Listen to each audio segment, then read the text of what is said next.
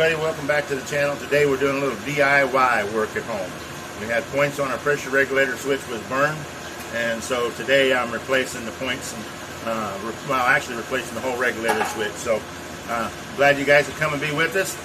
Make sure you like, subscribe, and share the channel, and we'll get busy and get started. Have fun today. Get some water pressure back again at the house.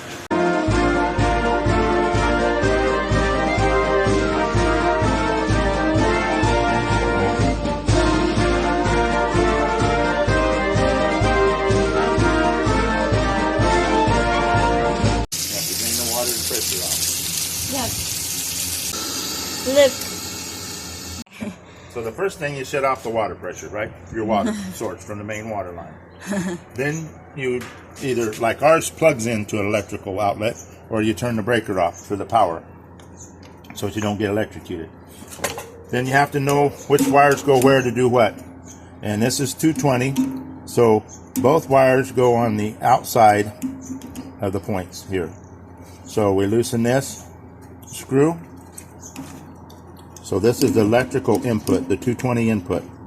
Okay, so now we've removed the input for the electrical power, which is, where did it go? Oh, it fell in there. Well, we'll have to go around the fence to get it out. But now we're going to take, this goes down to the pump itself, the water pump, or the pressure pump that pumps the water. So what this is an on and off switch for the pump. And that allows it to have a certain amount of pressure when it comes on, and we'll set that pressure when we change this out. So now we have that off. We need to take off the pressure switch. And hopefully, It's like rusty in there. Broke loose. So that's the one we need to change. Yeah. So whoever wants to have whoever have a water pump in the house, very simple to change. You don't have to hire somebody to change it. All you need is you may need a wrench, depends on how much, but you get a wrench on here and a wrench on there to hold the pipe. They're not hard to change. And this is They're the very new simple. one. You don't need an electrician. This is the new one, guys. Now that's a new one, so we clean this up a little bit here. Yeah, we just changed a Teflon. So then put the Teflon tape around the threads.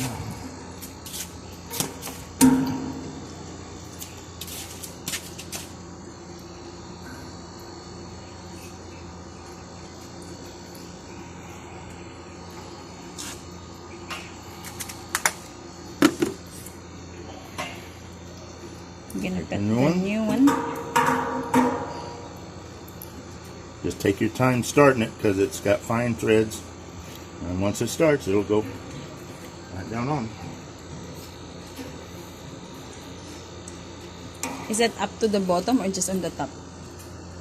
Now, these do not have to be so tight that you break them off putting them on. I see a lot of people do that, but tight enough just to stop the water from coming out.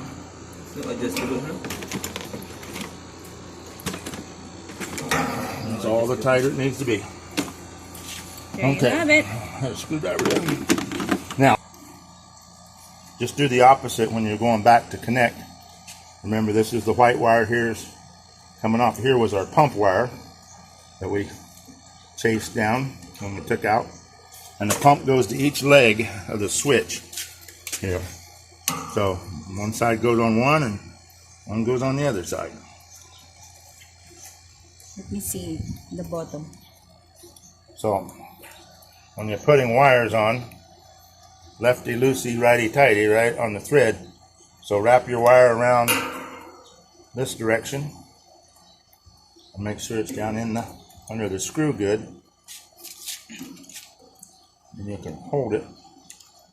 I want to get it under there good. There we go.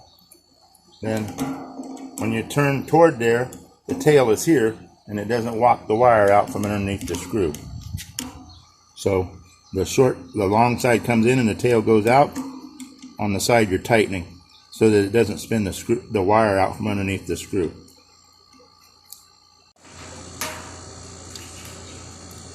Now we're getting the the wires, they have a weatherproof rubber seal here. You have to grommet, you have to put your wires through so that they helps keep the moisture out of them some. So we'll get it through the hole here.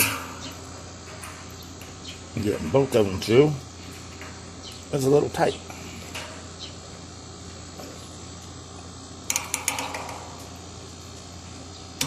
There we go.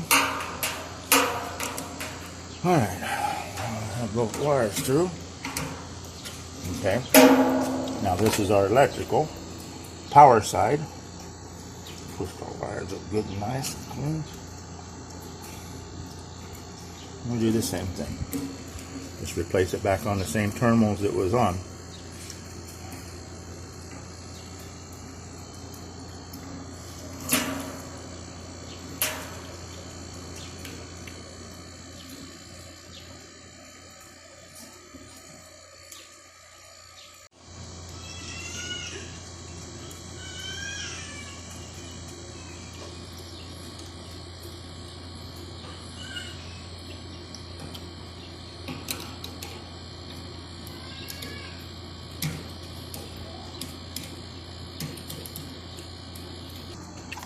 So what we've done is we put the pump motor wiring going to the pump back on the 2 center terminals like it came off of. The electrical input from the household current comes back to the 2 outside. And if you need to know any difference in there, it gives you the directions of inside here. L1 and L2 gives you your line, and it tells you where you need to put them for 2-pole electrical horsepower rating, 115 volt or 230, which is 220, 110 or 220. And so it tells you where you need to put them. Gives you the idea. It also, if you see, it says M, so that's the 2 center terminals. L1 and L2 is for your electrical. So it does give you instructions. It also gives you instructions for raising and lowering the pressure settings for your pressure switch. So now everything's back together. We have to shut the valve on the bottom of the tank and open the water pressure valve and then turn the pump on. Okay. So we close the water valve. Line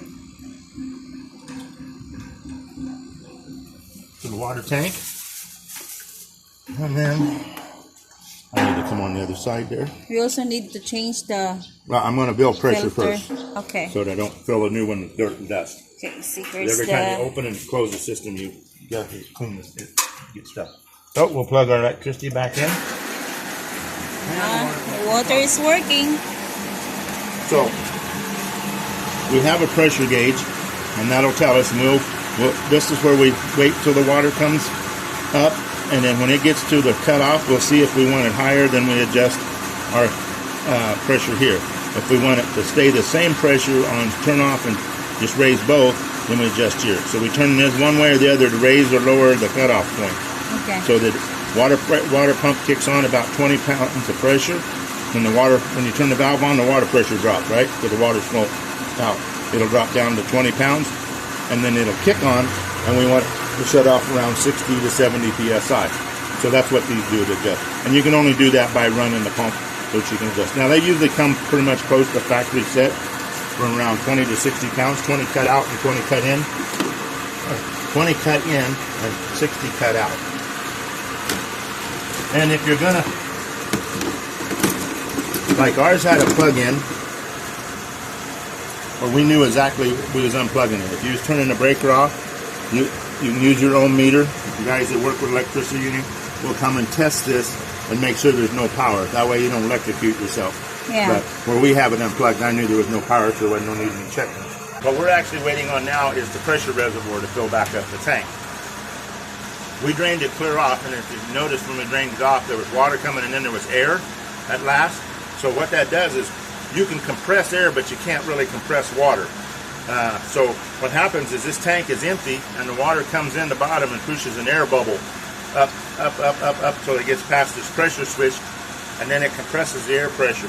That's what gives you the surge, so that your motor doesn't just kick on off. So that's what we're waiting for now, is to fill this tank back up with water and create the air pressure, and then the water pressure will shut the pump off. Okay, what's happening now is the water tank is full up to here.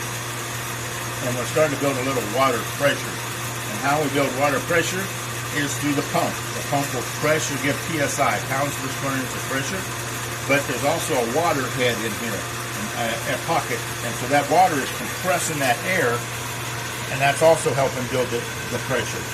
So when your pump kicks on, or when the pump kicks off after it builds the pressure that we want it to shut off to, and you open the faucet inside, the water will hold a steady amount of pressure going for a while. And your pump won't kick on. But if you don't have this surge tank, the minute you turn your water on, your pressure drops and your pump kicks on. So it just sits there and kicks on and off, on and off. And these help, it's called a surge tank. It helps prevent that. So now it's just building its pressure. We're up to about 5 pounds of PSI right now, so it'll take a little bit. And we watch the pressure gauge so we know when it kicks out what pressure those points are set out. So that's called the cutout. And see, it's working now, huh? So if we hope it gets up to about 60 PSI and it cuts out. When it cuts out, what it does, we'll show, but it'll move these points out and it disconnects electricity. We've got pressure regulator switch all installed, and it kicked off at 42 PSI water pressure. So I like my water pressure to be a little bit higher.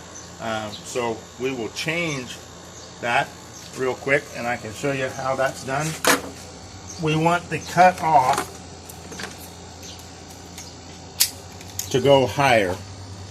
And so if you look inside the deal, it says number 1 and number 2 cut off. Cut off number 1, cut off number 2. So it tells you in here that if you want to raise the on and off pressure switch, turn knob number 1. If you want to raise the cutoff pressure for just the cutoff, not the cut on, then you do number 2. So the cutoff is when it reaches pressure. So to do that, it's backwards of what you think. It's spring loaded. Just turn it. And usually a couple turns will do it, but you usually have to re-engage the points to do it. Now remember, this is electric, and it does have power to it, so you have to be careful where you're putting things. So that's how the pressure switch works. So we should have water pressure. And you can, and maybe you can get a good close video. You can see those nice shiny, right down here off of each gold plate, you see those nice shiny points? Let me see. That's the points. And you see the tips of the points right down here. That's the point contact. And then put it over there again, and I'll show them how it works. So when your water pressure drops, those points come in and it connects electricity between the terminals. Is all that does. It is spring loaded off of water pressure. The water pressure is there. Wow. So here's what was wrong with the old one. And you can really see. Light, dark. See how short that one is by the screwdriver right there? There's hardly nothing left on it. It's burnt clear off. It's just from wore down. Yeah, it's just wore from out. being used, and just from being wore out. That, you know, that's every time that kicks on and off when your water pressure kicks on. How long you think this one is gonna be okay? Like how many years is the? You should, if you're just normal use on a household, you should get 4 to 5 years out of one fairly easy. Ah, okay. You can actually bring a little emery cloth out. I could have and got another 6 months wear and emery cloth that, or fingernail file, and that would file. So run a little longer. So we put the lid back on, and that's it for the well. All right, everybody. Thank you for being with us today. Like I say, this is a DIY. 2 safety things to remember. You're dealing with electricity and water pressure. So anybody can do this if you just take a little time. There's some great videos on YouTube that just really gives you a good video how to do it. Simple to do, save you some money. Very basic. So give it a try if you feel up to it. Just be safe. Make sure the power is off, and make sure you drain your system, water pressure system, by turning the faucets on, or like we did, drain the bottom of the tank so that there's no water pressure. But other than that, easy to do. Thanks again for joining us. We appreciate it. Make sure you like, subscribe, share, put it out on Facebook, and you guys have a great day. Out of here.